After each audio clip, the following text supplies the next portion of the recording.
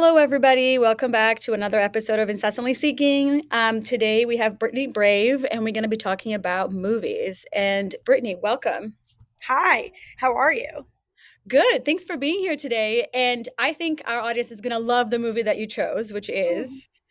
He's just not that into you. Not only a movie, it is also a best selling book, and it is a guilty pleasure favorite of mine, whether we're talking dating or we're just talking everything. So it was a no brainer when you asked me. I'm like, I watch this monthly. He's just not that into you. Yes. Well, I have so many questions. Why do you watch this monthly? Is it kind of like a Bible and when you go in your dating relationships in your life?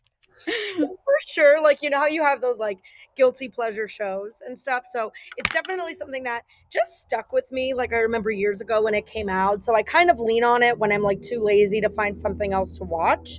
And then it's a great movie. I legitimately think it's a star studded cast, great acting, relatable, funny, heartfelt. It's all the things that make a blockbuster hit.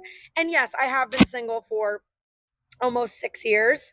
So I'm also known to kind of toss it on whenever I'm in my feels or I need a reminder about a shitty dating situation. So it's a go-to for me for sure. Yeah, I hadn't watched that movie in a long time, and for this episode, I refreshed on it, and I was like, "Whoa, there's so many great relationship like nuggets here." Mhm. My favorite one is when the main character, like she's supposed to be like trying to chase these guys, but they don't call her back and whatever, and the Just Along character goes like, "Yeah, he's just not that into you," and she goes, "What do you mean? Am I supposed to not go on dates with the guys who don't like me?" Right. Am I only supposed to Yes. dedicate you're telling me I'm only supposed to dedicate energy to people who are genuinely interested in me and see my value? Wow, that's insane. like, Yeah, that was really shocking to me, but it was those kind of little nuggets and one-liners that makes this so insightful. yeah. Because I was like, we do that. We do try to insist and like get to convince these people that, we are worthy and deserving of love and they should choose us. And then you have the Connor character who is like the real estate guy who is in love with the Scarlett Johansson character who is Mhm. like clearly like using him for attention and some kind of comfort. And I mean, as a comedian and a writer, I mean, I think the writing is phenomenal. How they're all like 1 degree connected, and I think they did a very, very good job at covering all of this, the whole spectrum of what you can go through with romantic relationships, right? Like you have the seemingly happy marriage that's kind of falling apart.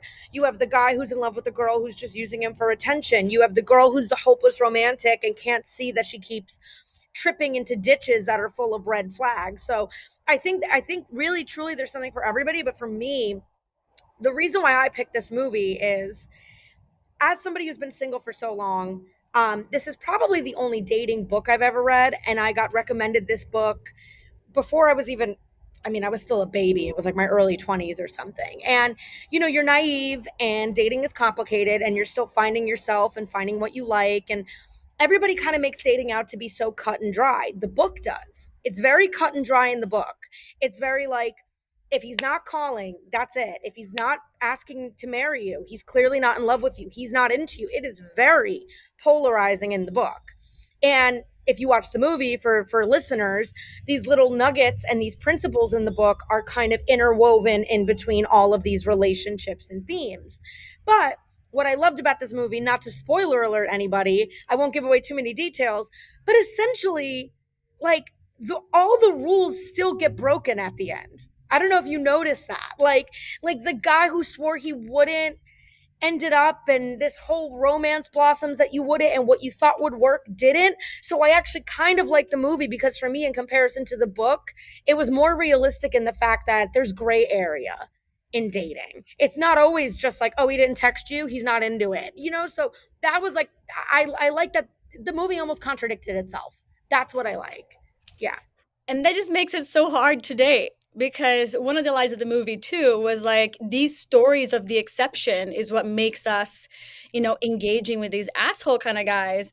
I remember also the Just Along character who was I guess the voice of reason in this movie was like, "Oh yeah, And the asshole. Yeah, he's also the asshole. But I love that they're like, "Oh yeah, that friend story that you heard about somebody who married the guy who cheated on her, that's the exception and you're the rule."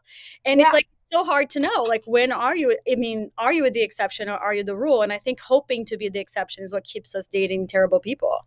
I agree with you. I think it's like I think it's always safer in life to kind of have that humility and play the rules. And if you are the exception, then the exception will exception, just like the math will math, you know? But yeah, I mean, honestly, like I adored the movie when I first watched it, but there was also a part of me where like when at the end, again, not to spoil it for anybody, but I like mean, it's a tenured movie. I think we can spoil it, but it's fine.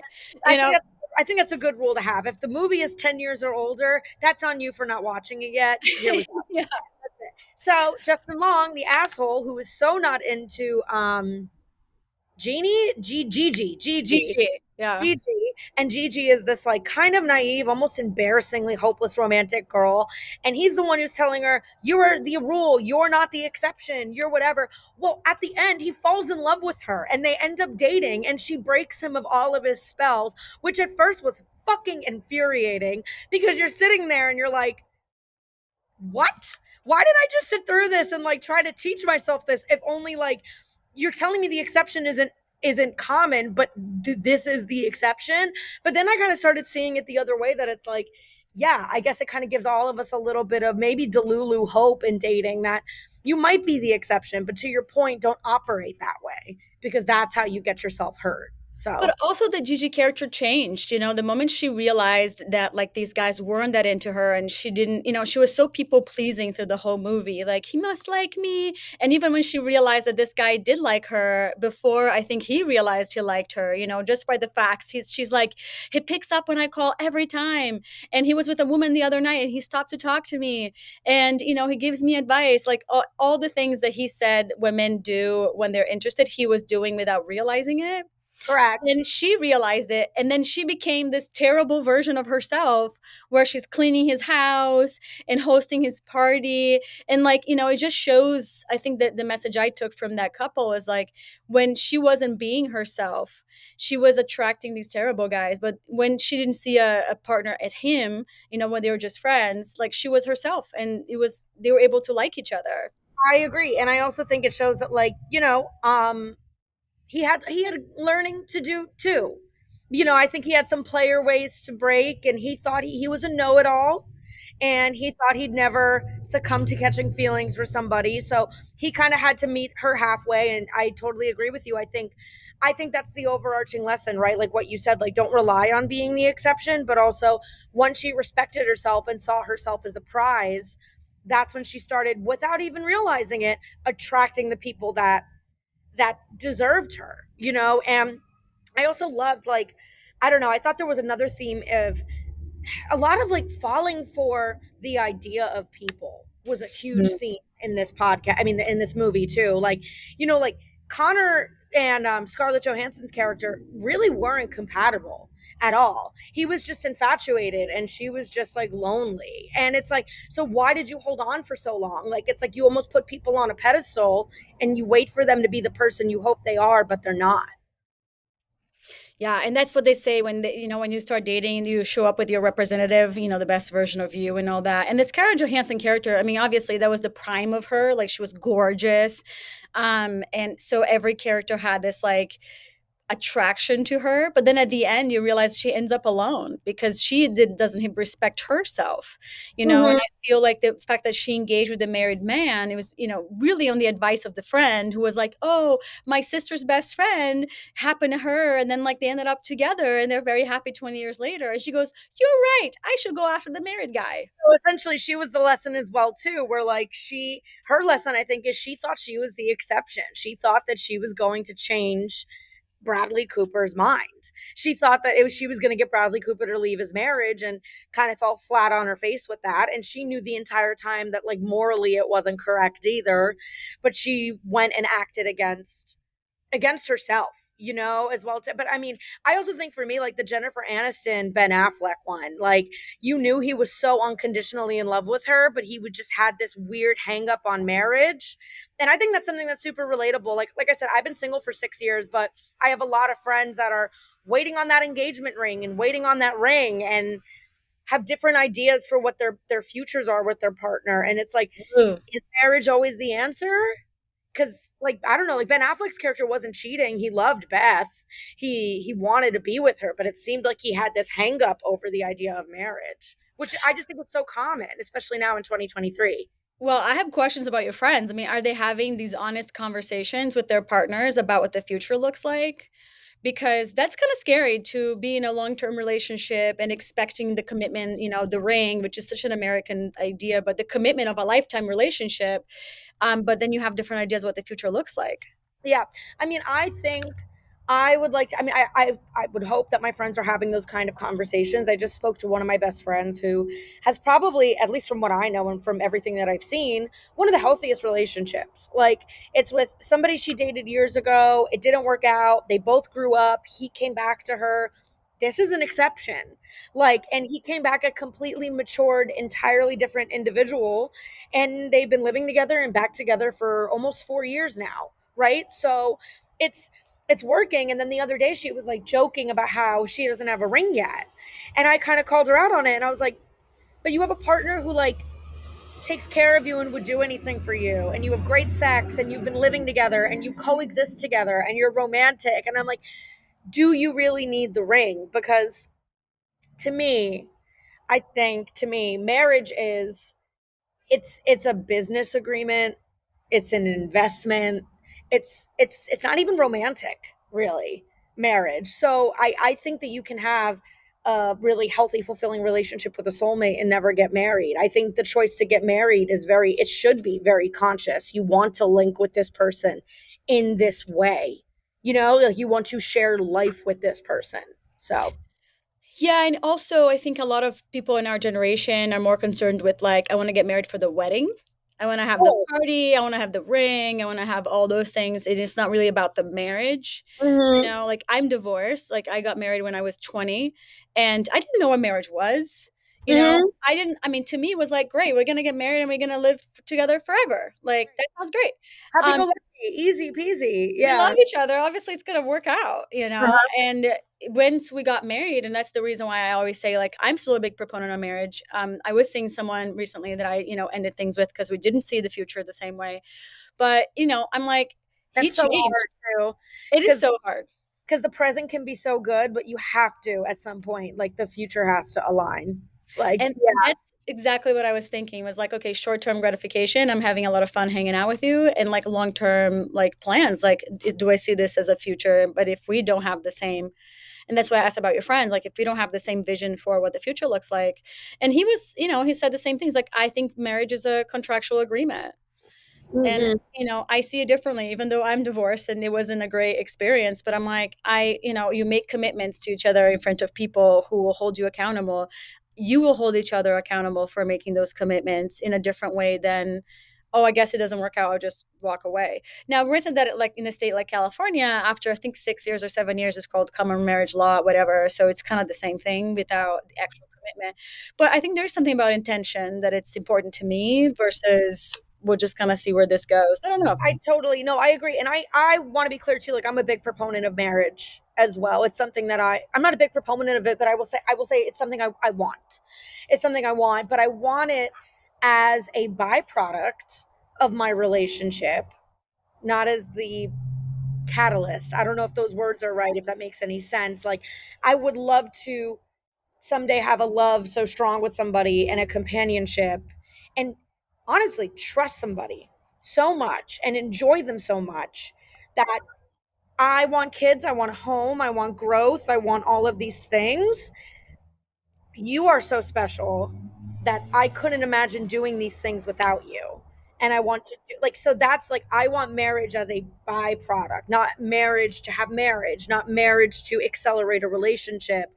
I I want to be so in love with somebody and so locked in that is there any greater form of love really than like you said holding somebody accountable, being emotionally responsible for somebody, raising a life with somebody, raising a child, so like I think that's probably where I've never been divorced, but maybe that's sometimes where some of the disconnect comes in with big breakups or divorces. Like you realize that like maybe somebody didn't want those particular experiences, or they didn't want them with you, or they didn't want them right now, or that's not how they show love, or, Right. so yeah. And the Jennifer Aniston Ben Affleck characters say that because she even says it like, you don't want marriage with me, but then you're going to meet a 24-year-old and marry her in 6 months. And we've all seen those stories. Like I have friends that have dated guys who said that they didn't want to get married and they meet somebody and they're married in 6 months with a kid. Forget even marriage. There's guys that are like, I don't want a commitment. I don't want a relationship right now. I don't want a relationship right now. And then, you break up with him and 2 months later, he's got a girlfriend. And you're like, okay, so clearly it was me. You just didn't want a relationship with me. But to provide another point, like I've had conversations with my guy friends about this. I mean, I'm Ooh, straight as jealous. men. Yeah. And I've had conversations with my guy friends that were like, because I used to be self-deprecating about that, and that's a problem I've had in my life. Like I get very close to men and we'll see each other for a really long time, and it'll be these like intense connections where I feel love. I felt loved by them. They've treated me in a way that they haven't treated past partners. We've shared in a way, but then I always end up being the like, but they don't want to commit. Like I've had this recurring issue over the last couple years, like almost lovers, and Interesting. it's heartbreaking because you're like, I don't understand, all the pieces are here. And then yeah, sometimes they do go on to date somebody else, or they're able to commit to somebody else, and for a while I was really self-deprecating on myself about that, about like, why wasn't I worthy of the title or the exclusivity or whatever. But one of my male best friends had said, he's like, listen, the person you are today, you might not be in 2 months. Maybe at that moment when you address that conversation, he didn't want a relationship. Maybe the situation and experience he had with you opened his eyes to maybe it was just a different person. But he's like, 2 months, you could have a completely different life in 2 months, Oh, for yeah. better or for worse. So, and I think it's still timing too is so important. Yeah, and that character specifically, the moment she says to him, "I just want to be with you. It doesn't matter if you're married or not." Then he has the same realization and says, "Well, I want to make you happy, and if you do, here's the ring." So they kind of meet each other in the middle. But that was something also that I thought about in general because I've seen those cases. I've seen those cases when they say they're not ready for relationships and whatever, and then 2 months later they marry to somebody else, and it hurts because it does make you think like, oh, so it was a me factor, when in Mm-hmm. reality it's always about them. But I Mm-hmm. think what this movie and this book points out is that when they do want to, they do want you, they will come for you. Like you don't have to wait, to worry or wait or ponder or anything like that. People will Yeah, make. I think I still think that's an overarching principle. Um, and at the very least, even if it's not true all the time, or even if there are exceptions, or even if there's gray area, I will say that you should operate under that principle. That if somebody wants you, they will show you and they will show up for you, and there will not be excuses, and nothing will stop them from being with you. Because I think that's just a good way to that's you operating from a place of self-worth and self-respect. So yes, people change and what they want changes, and maybe there wasn't anything wrong with you, it really was timing and whatever, great, but you protect yourself and you protect your self-worth by saying, hey, I want to date somebody who has zero doubts.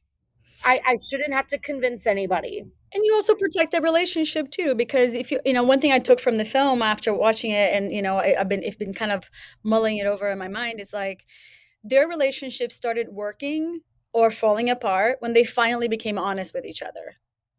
Oh You know, yeah, the truth Bradley was Cooper, breaking. yeah, Yeah, the Bradley Cooper character who it started as like the nice guy who refused to like cross that line because he was married, ended up lying to her, gaslighting her, like crossing all the lines. And it all kind of comes together with this cigarette when she asked him like, "Are you I lying?" loved that. Yeah, Yeah, and he was like, "No, I'm not smoking." And then she finds it in he his knew he stuff. was lying about something in her core that he didn't want her to know, that would hurt her deeply, and the cigarette smoking was the mask, and that's what really gave away that he was cheating, because she was like, if he's lying about this, knowing I lost my dad to lung cancer, I don't even know who I'm married to right now. And that was like the watershed moment. Yeah, I loved that metaphor. Like, And because you could, yeah. I thought that acting moment, sorry to geek out, like Jennifer Connelly fucking killed it. Like when Mhm. she's like welling up and she's talking about the cigarettes, and she's not talking about the cigarettes. Like she's like, are you lying to me? Like, why would I? And you're just like, I don't know. And as like an audience member that's in on everything that's happening, you're like, oh my God, she knows. She's so close to seeing the light, like of what's happening. And I love that up till finding the cigarettes the third time at in the new house, she was calling him, trying to reach him. Meanwhile, he's sitting outside the like whatever the dance yoga class from the other chick, And I think for the audience who hasn't watched the movie, like that relationship triangle blows up when the lover comes to his office and they're about to get busy in the office, and then the wife comes into the office and And he he has throws her in the closet. He throws her in the closet, which is not the worst thing. Okay, wait a minute. And then he has sex with his wife while And she she's has locked to in the closet. listen to it. I know. Yeah. And Yeah. then he still wanted to make it good with her. And she was like, "You're a disgusting human being." And I mean, yes, disgusting human being. And that's when that relationship ends. Absolutely. And I think it's just also a testament to cheating too, where it's like, I really do think you can only get away with it for so long. I personally know people in my life where it's like, before you know it, those worlds are going to intersect, or someone's going to pick up on something, or your cheating is going to cause some other element of your relationship to kind of falter and disconnect. And yeah, in that moment, it was, well, he's the problem 100%. Like, he's just an asshole who doesn't know what he wants and wants everything all at once. But it was in that moment that you learn, like, he doesn't have respect for anybody, Right. anybody. So, which probably means he doesn't really have it for himself. Like, he clearly didn't care to hold himself to and to being an honorable man or husband or lawyer or anything. Like, um, so it showed that he didn't respect his wife, nor did he respect her. And that's I feel like an overarching issue. But I mean, And I think thought he was going to leave her for his wife, leave his wife for her. yeah, So yeah. because she heard the story from the friend and all that stuff, and she didn't put herself in situations that she was trying to seduce him in a way, and it worked. But I agree with you. It's like he had a choice to shut that door down, and then he didn't. And I honestly, personally don't understand cheating because I'm like, we're all free people, especially in a dating situation. Like, you don't pay my bills, we don't have kids, like, we don't have, you know what I mean? And then if we do have kids and we are married, I'm like, how do we show up to someone's every day and look at their face and lie to them? Like, that takes a lot of work, a lot of heartbreak, like a lot of coldness. Yeah, I totally agree. I've never understood cheating either. I personally, and especially today where I feel like the notion of open relationships and fluid commitment is so common. Like, there's so many different sexualities and ways to date. And I like what you said too, that you're like, it's so silly to cheat when you're dating. Cause it's like, Go date someone else. so like, you don't need to date me, you don't need to date, like, this is so elective and supplemental into your life, like, and you're complicating it for yourself because you don't know what you want, or you want everything and you don't. So it's like, what an unnecessary form of like stress. Like, it's, yeah. And it's the same thing, but I think it goes back to, like, I'm a comedian, so I'm a big believer in like telling the truth, and I think the funniest stuff is what's true. And an even bigger theme in the movie is, it was a whole bunch, when you start that movie, it was a whole bunch of people that mostly weren't honest with themselves, first and foremost. So true. Forget their partner, their fiance, their boyfriend, whatever. Every single one of those characters wasn't actually, Connor wasn't honest that he knew deep down Scarlett Johansson's character didn't want him. Like, Gigi knew deep down she was deserving of love and she was doing nothing wrong, but she wasn't. She was convincing herself that she was the problem. Like, they all. So until you can get real with yourself, you don't stand a chance at being, because it's hard. But I mean, if you're that unhappy in a relationship to where you're tempted to go ruin your monogamy, there's so many steps before that. Right. And we show that. I have a friend who is right now doing a dating course, and Mhm. it's been interesting to watch. And I did like this general call with them, and just listening to her experience, which is why I would agree to even listen to this person trying to sell me this course. But it's like the moment she started to be honest with herself and then reflecting that in her relationships and starting to say, this is what I like, this is what I want, um, it started to work. So I'm Mhm. like, okay, so bottom line of dating and these courses, it really is be honest with yourself and be honest with other people. And then eventually you'll find the right person. So Yeah.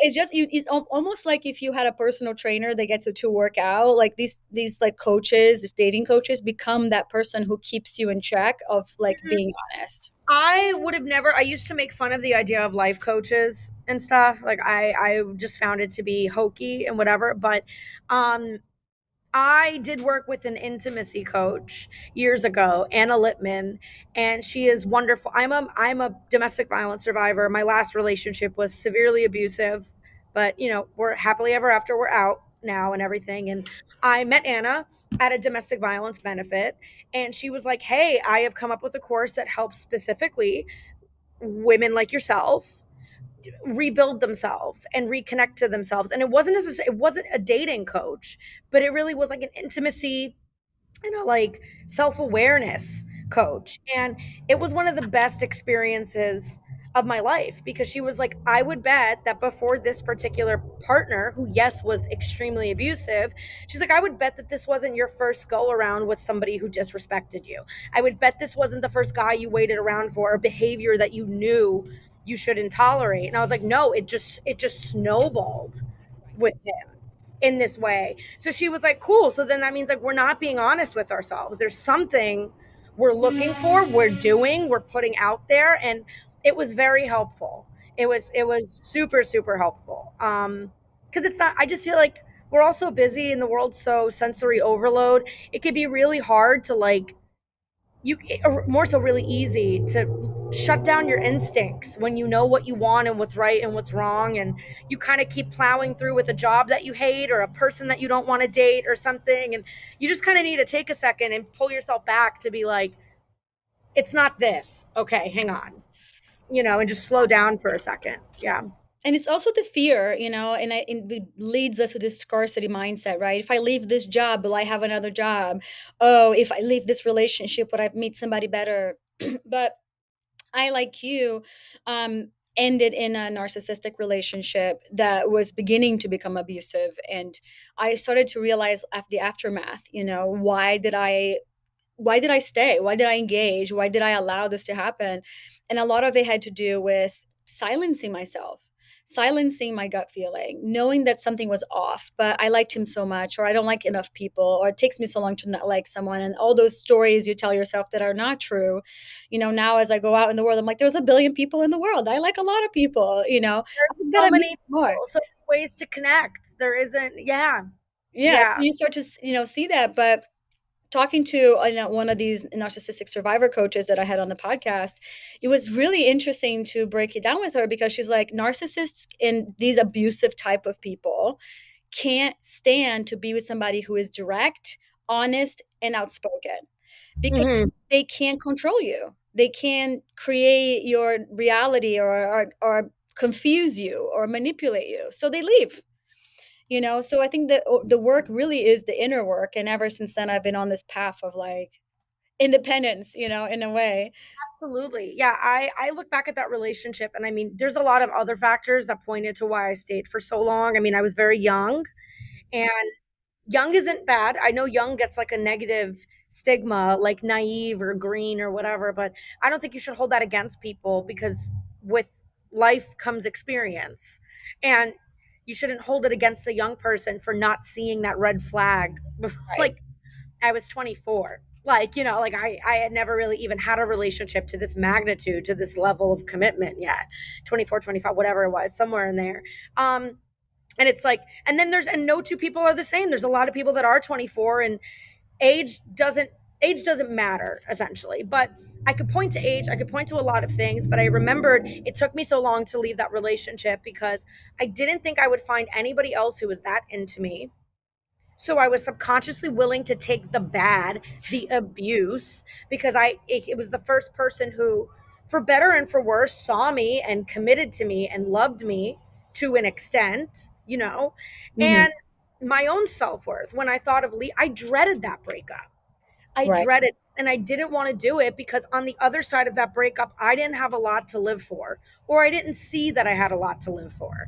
I wasn't doing comedy full time. I didn't really like my life too much. And the thought of leaving him and then being in this weird in between period where I had quote unquote nothing was terrifying. So while I have been single for 6 years, I'm on my independence path too, because I now know that the next relationship I get in, I have this full, abundant, amazing life and all these things and people to live for that, like, that'll never happen again, Mhm. ever. Because I'm like, oh, I have too much around me that's good and loving and hopeful and positive, that like the second I see any of that crap, it's going to be very easy for me to, this isn't for me. I have a really awesome life and I can turn around and leave this. But I wouldn't be in this position right now if I didn't have literally nothing after that relationship. So, Yeah, it is ending relationships are never easy, even when you know it's right and it's amicable. But just to play a little bit of devil's advocate when it comes to the age factor, I think it matters because of experience. That's mhm, all. The experience I had at 24 versus the experience I have now, like I understand things better, I see things better, I've had more experiences on what to like look out for or what to both as a red flag or as a green flag. mhm. So I think that matters in a sense, but I also think it matters in men who choose to date considerably younger people, you know, Oh, yeah. because Oh, there's definitely a level of control and manipulation there because of this difference in experience. I feel like if you're both in your 20s, like, which I was with my ex-husband, he was like, I don't know. We were like two little puppies running around a room full of glass. That's how it literally I felt yeah. like. You didn't even know how to be an adult or build your own life, let alone build one with somebody else. So, yeah. Yeah. Yeah, so that was crazy. But, recently I made a new friend and she was in this relationship and this guy was much older than her. And, she was like very upset about it because it wasn't going the way that she wanted it to go. And then she told me the name of who it was. And it was somebody I dated 10 years ago. And now, Mhm. and she's younger than me. So I'm like, oh, I see. I was already 10 years younger than this guy, but now he's Mhm. going even like 15 years younger than he is. And I was like, whoa, I looked at her and I was like, get away Yeah. as fast as you can because he's telling you shit he told me 10 years ago. Yeah. And in that moment, I felt such relief, you Yeah. know, because you realize that the universe, whatever the fuck is out there, is protecting you in ways Oh that my gosh. you don't Yeah. even, And that happens all the time. And yet, to your point, that ex was 17, 16 years older than me. yeah. So and my mom, I remember immediately was like, what is he doing with a 24-year-old? Mhm. And I was like so offended by that. But now I see, I'm like, oh my God, yeah. Like, what is he? Because that's from my experience and with men, and I can't speak with women, I've only dated older men, but when there's that much of an age gap and they know they're that much older than you and they're still single and they're not in a healthy situation, they're still on the Yeah. market, they haven't and or refuse to fix their problems and the issues they bring into a relationship. And they're now old enough to where they're too lazy to, they don't want to. So they're going to find somebody where they can just superimpose themselves onto, because they're like, I'm not at an age where I'm going to work on myself or change myself, but if I find a 24-year-old, that's going to be okay, because they're not even at an age where they're working on themselves yet either. So in a weird way, him and I were at the same maturity level. I was just probably more mature for my age, and he was the one who was behind. You know what I mean? Like, it was like I didn't know a lot about myself, but like he knew what his red flags were. He just was like, I don't give a fuck. Yeah. Like, everybody else is the problem. Yeah. And this girl, was hoping to be the exception. She's engaging in this relationship because she hopes that she is the exception, that he is going to somehow go through his barriers and choose her and all is going to be amazing. But the moment I knew who it was and I was able to piece all the stories she told me, I'm like, holy shit, I heard this 10 years ago. This guy's not changing. You're not the exception because he told me and God knows how many people between me and you in 10 years, the same story. Yeah. I think this too with even like non-dating situations. I always try to tell myself like patterns are patterns for a reason. Yeah. And we are, I think, like, one of my favorite quotes is like, I'm gonna butcher it, but it's about excellence, and it's like, you are what you repeatedly do. So Hmm. excellence isn't a one-time thing, it's actually a habit, right? And Right. obviously we're human beings, so we slip sometimes and things ebb and flow. But when you look at it, like, good people are mostly good. And they're mostly good because more often than not, they make good choices. And that is a pattern in and of itself. And like bad people make bad choices. Like you, to some extent, all we really have to go off of is like judging people based off of the summation of what they are and what they do and how they react. I'm not going to go by the one time you did something amazingly good. I'm going to go by the 5 things I heard about you that are very bad. That's not even judging people. That doesn't mean I don't have hope for you, but like, you know what I mean? It's like going to a restaurant and you look at the Yelp reviews and they're all 2.5 stars, 1 star. And you're like, well, I kind of have to go by the patterns will pattern. Like, yeah. So I love that example because if you look at a Yelp review of a restaurant and there is like 2.5 stars or 3 stars and 100 reviews, you're probably not going to eat at that restaurant. yeah, You're not going to be like, oh, let me go try it for myself. You know, it says the three. exception. Yeah, exactly. It says like 3 stars, but I know I will be the exception. I'm going to go there and the food is just going to be a 5 for me that day specifically. You Right. know, and that is a great point. I feel like we tend to do that too with people like, oh, I love Greek food. Let me go to the Italian restaurant and be like, can you make me Greek food? This is what I like.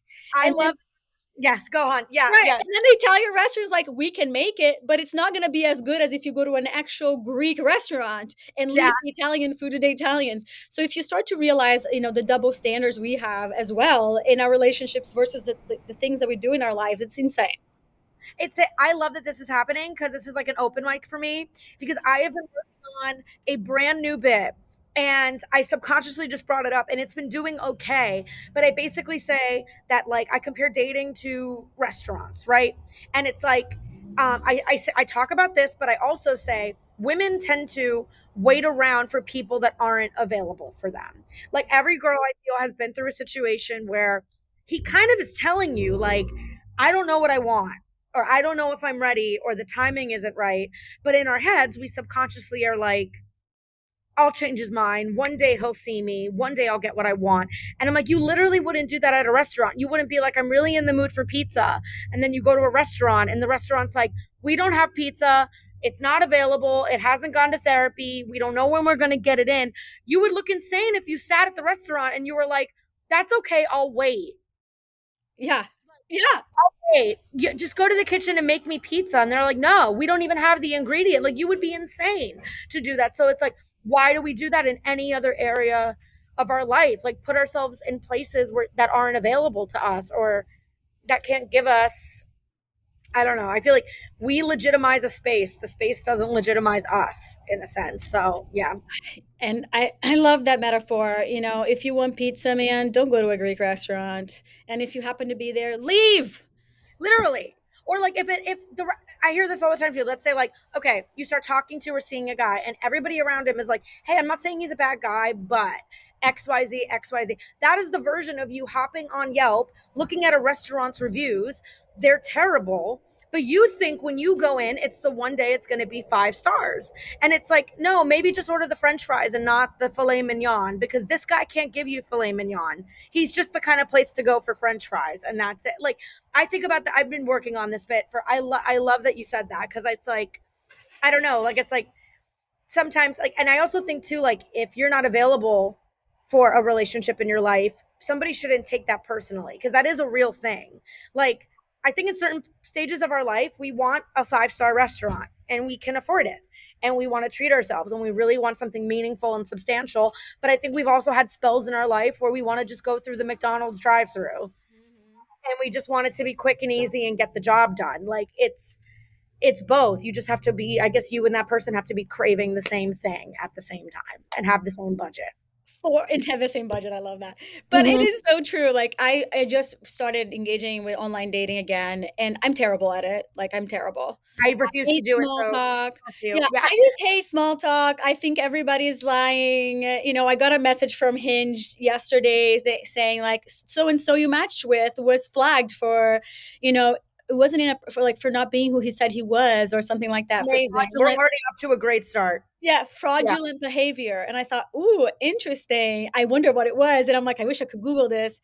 But Yeah. you know, it's part of the reason why I don't engage. But this one guy on Raya I matched with was like, "Oh, what are you looking for here? I'm looking for my unicorn." And I was like, "Wait a minute." I look at his profile. He says like he was not monogamous, that he was open, like looking for some kind of open relationship.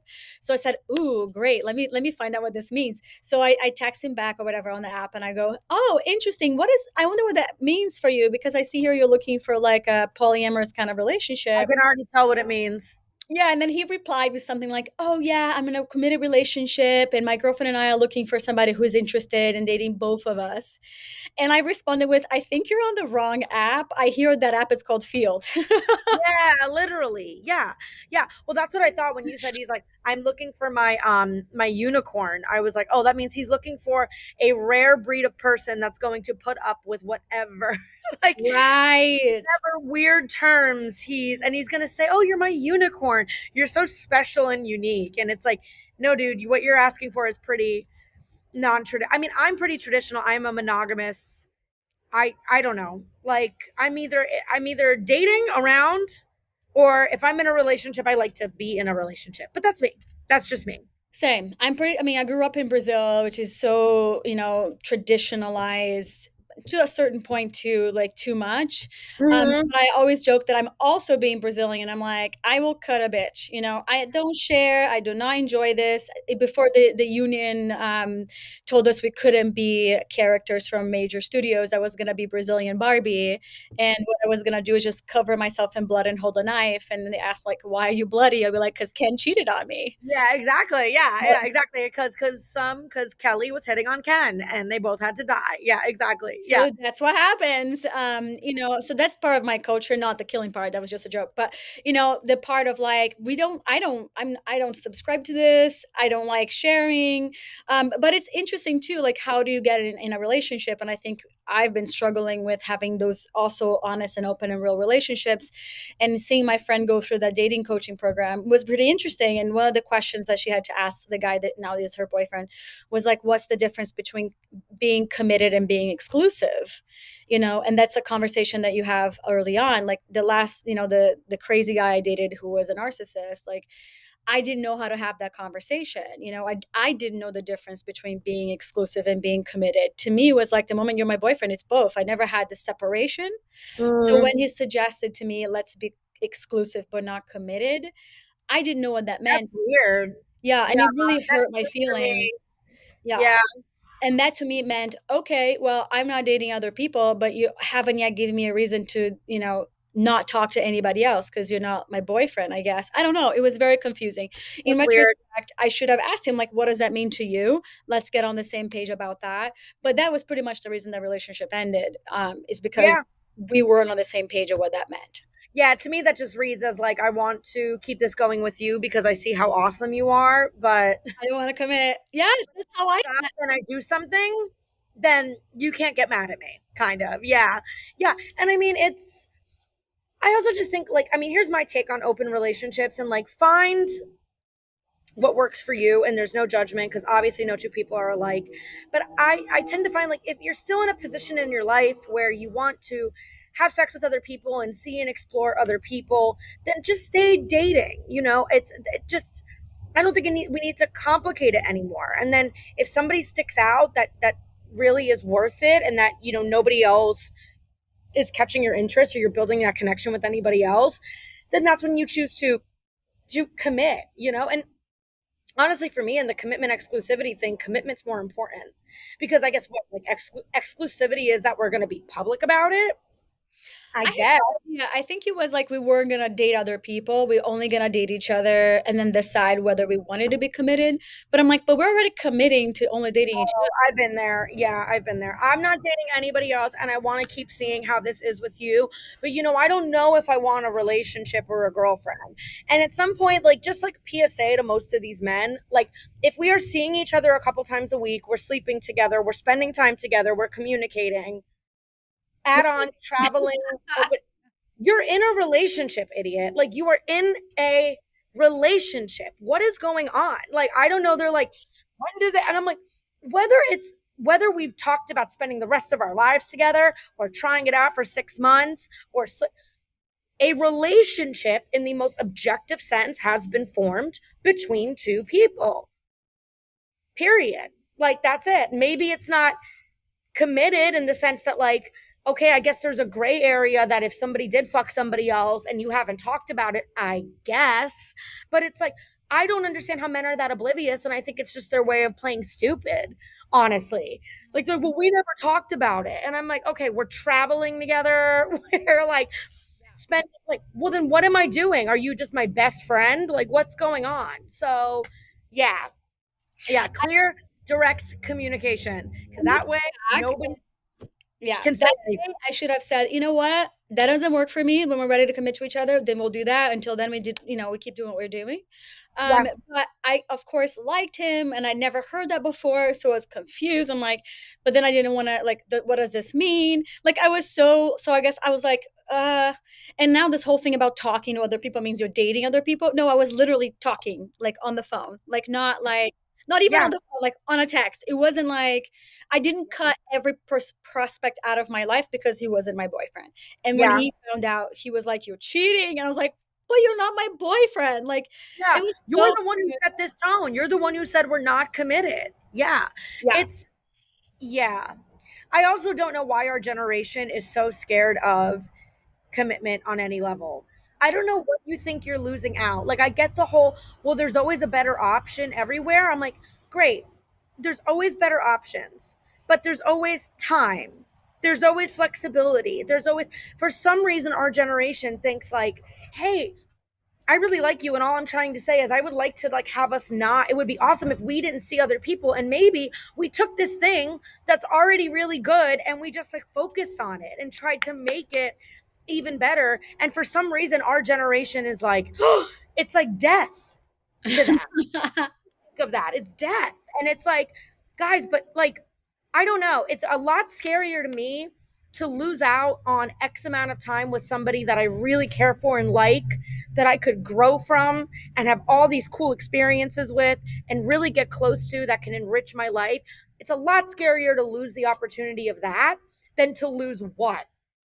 A year of me fucking other people? Like like I don't know. Like you know what I mean? Like I don't know. It's a lot scarier for me to pass up on something that could be really good and could really help me grow and evolve and get a chance at loving and then oh no, I'm not going to be able to fuck other people for a couple months. Like I don't know. It's like short to long term mindset. It's And honestly, like here's unpopular opinion. Sex is a lot of work. Like I'm not going about to do that with everyone because like there's a lot of cleaning involved, there's a lot of waxing involved, there's a lot of working out that needs to be involved.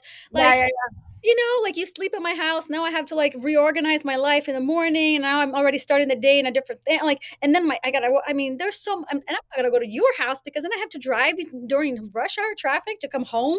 You know what I mean? Like, then I have LA, that traffic is not playing. yeah, Yeah, who's gonna feed the dog? Like, am I gonna take my dog to your house? Like, and then like if my dog doesn't like you, obviously you can't stay. So I like, don't know.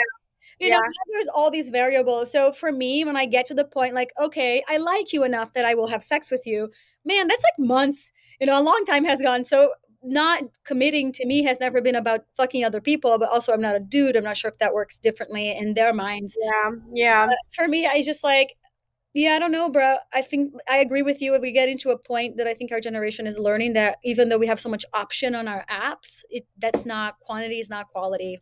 No, it's not. And it's like, I mean, look at anything else in your life. Like when you plant seeds and you kind of like focus on the look at anything else that you've like seen depth with or saw the course with. It's really good, right? Like your career or your friendships or anything else. And it's like, yeah, you can shuffle through people if that's the kind of connection you're looking for. But like things only get better when you like are vibing with somebody and you just kind of lean in and keep, because also like you're going to jeopardize where this connection between us can go if you've got five other bitches in rotation. Because how you're not going to ever be able to be 100% present for me and what we could be because your attention is split between six women. So obviously, you're not going to feel that committed or connected to all of us because you're the one who's all over the place. Like I have had guys come back and be like, I fucked up with you. I'm like, yeah, you fucked up because like in that moment you chose being selfish and going around, and I said, do you go ahead, and like you just totally let this connection between the two of it was right in front of you, but you couldn't see it because your attention was split on 5 other people. And now look at where those people got you. None of those girls worked out, and you're back texting me again trying to see if it could work. But I never take this personal because at the end of the day, like you're saying, like it just shows that they can only go as deep with any relationship as they are connected to themselves. 100%. This guy who, the whole exclusive but not committed, like he's someone who understands human emotion very well on a cognitive level, but has a lot of hard time feeling those emotions and doesn't know how to handle it. I So, agree. of Yeah. course, his relationships are as superficial as he's allowed to let himself feel, you know? And if he ever gets to exclusive and committed with one person, he already knows that that's an intersection he's never been at. So he's scared to see what those I had a guy that I was dating at the top of this year. Back when I actively wanted a relationship. Now I don't think I do. Now I'm okay. I think I'm okay. I mean, I think the right connection, I'm obviously open to it, and it'll show itself to me, but I don't. Anyways, I started dating him at the top of this year, and he totally caught me off guard, and I liked him so much, and we locked in quickly. Like, not in a commitment sense, but just it was there, right? Like, it was very there, and we were very coupley quickly. The sex was great, everything was great, it was so there. And then, interestingly enough, right at the height of it being so good, and like he starts to get weird and Mm, like pulls away, and it's a little bit. And I am 32, I have been through a lot of shit. The second I feel that energy, I was like, what's going on? Like, good for time you. out. Yeah, I'm like, I'm not doing this. I'm not going to have the X amount of weeks or months that we've already had. And now you're not responding. You're canceling plan. Just whatever it is, tell me Talk. what it is. Hmm. Talk to me. You meet somebody else. You're over. I don't know what it is.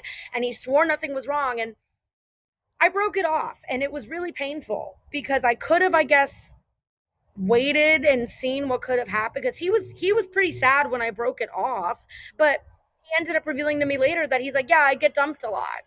This happens a lot with girls. And I'm like, correct, because you can't go any deeper than this. Right. You to go any deeper. And then right as you're about to, and you're on the plank, you run in the other direction. And that's why girls dump you. This is why it never works out.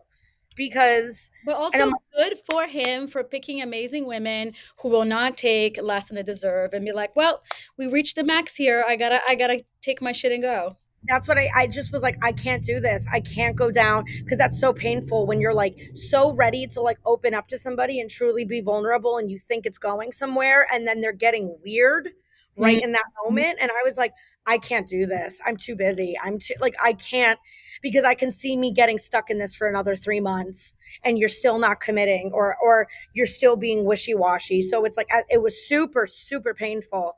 But I can now see, this was in March and we're in October now. Like, that was for the best. We're good. I love that. And Yeah, I'm like, yeah. as we Mhm. wrap up this episode, any last remarks, any last advice for our audience listening when it comes to dating? Um, I want to say one of my like principles that I live by that got me out of that relationship and really helps me navigate anything today is the term like greater than. So we're all greater than even our own expectations or whatever it is that's happening in that moment. And it's easy to get kind of swept up and to feel like somebody could be an end all be all, or something isn't. It's easy to get swept up in the present, but it's a really big world with a lot of people and a lot of opportunities. And if you feel any kind of way about a situation, you're probably greater than what's happening to you. So just, the plunge is always worth it. And you will look back, and that time you spent single or heartbroken or whatever is going to feel like nothing in hindsight. And it's always better on the other side. So, That is so true. Everybody, this is Brittany Brave. Thank you for being here today. Where can we find you? Brittany Brave on Instagram, Brit Brave on Twitter, Brittany Brave on TikTok. I'm on tour. I've been doing a lot of cities. I'm coming to Tempe, Arizona, Memphis, Iowa City, Chicago, Fargo, North Dakota, Naples, Florida. So, and I'm always in Miami. So come laugh with me. Yay. Yay. Thank you for being here today. Thank you for having me.